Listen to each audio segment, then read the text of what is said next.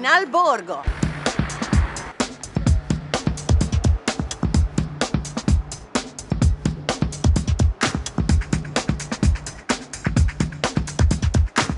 A Finalborgo ci sono negozi di tutti i tipi e anche un negozio di armature.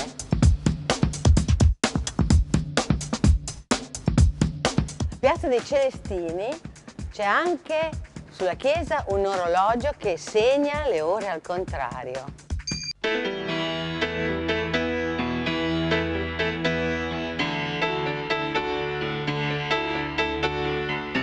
In questo bellissimo contesto, di questi cortili meravigliosi, è collocato il museo archeologico, dove la preistoria di questa parte della Liguria viene raccolta e dove troviamo appunto la tomba di questo giovane principe, morto praticamente 19.000 anni fa.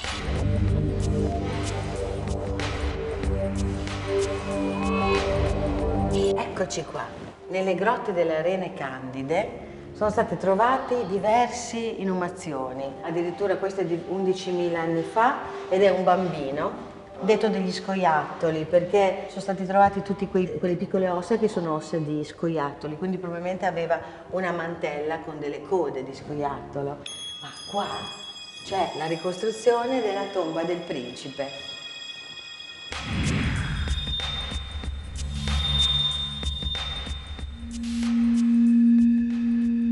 Qui è stato ricostruito lo scheletro, così come è stato trovato nella tomba, appunto dentro la grotta.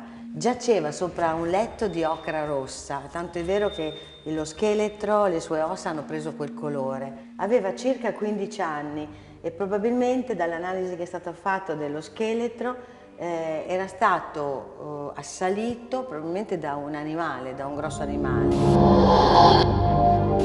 La cosa che lo ha fatto dichiarare principe è che era vestito in modo molto importante, aveva un bellissimo copricapo di conchiglie.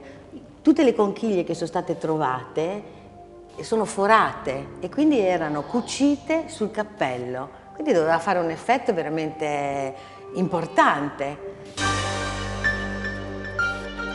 In mano il principe stringeva una selce molto importante di gran bella fattura e due simboli del potere e della caccia fatti con corna di alce traforate. Il principe aveva due pendagli che servivano probabilmente per chiudere, per fermare i leggings, si potrebbero chiamare così. Questi fermagli venivano decorati da delle ossa di mammut. Il mammut è presente in Francia e meno in Italia. Chissà, forse questo è il segno che il principe era un viaggiatore e si era spostato magari dalla Francia fino a qui. Il principe era alto 1,70 e con l'accrescimento, visto che aveva solo 15 anni, sarebbe arrivato a 1,80, quindi era alto, longilineo. Ma di che cosa si cibava il principe? Beh, soprattutto la maggior parte dell'alimentazione veniva dalla caccia, ma anche dal mare, quindi molluschi, pesci, quindi una grande frequentazione, diciamo, del mare, cosa che è dimostrata anche dalla presenza di tutte quelle conchiglie con le quali si decorava il corpo, no? E leggo qui che una certa antropologa di Mosca, Tatiana Bolueva, ha ricostruito il volto del giovane principe e il volto che è stato restituito da questo esperimento è un volto orientale. Un volto che ha le stesse caratteristiche di altri crani dello stesso periodo trovati a Sungir in Russia, e quindi si pensa che le popolazioni che giravano in quel periodo in Europa avessero la stessa caratteristica, le stesse qualità. Chi era questa gente e come si spostava? Questa è la domanda.